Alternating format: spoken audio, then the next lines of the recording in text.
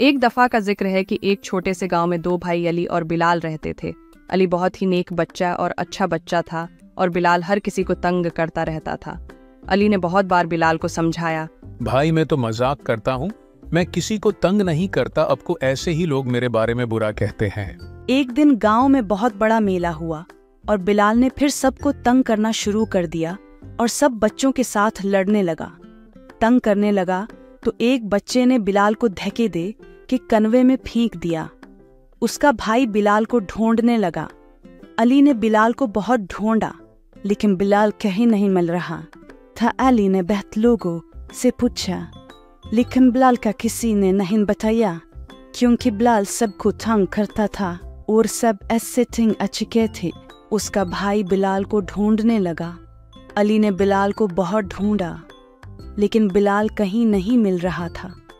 अली ने बहुत लोगों से पूछा लेकिन बिलाल का किसी ने नहीं बताया, क्योंकि बिलाल सबको तंग करता था और सब उससे तंग अचके थे।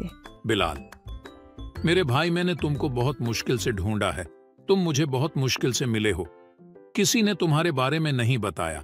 अली भाई, मैं माफी चाहता हूँ, मेरी गलती है, मैं सबको तंग कर रहा था और बच्चों ने मुझे कनवे में फेंक दिया, तो मैं इन सब से भी माफी चाहता हूं।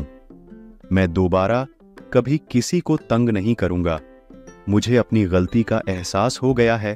इस तरह से बिलाल को अपनी गलती का एहसास हो गया और उसने सबसे माफी मांग ली। नतीजा ये निकलता है कि हमें किसी को तंग नहीं करना चाहिए, वरना कोई हमारी मदद नहीं करेगा।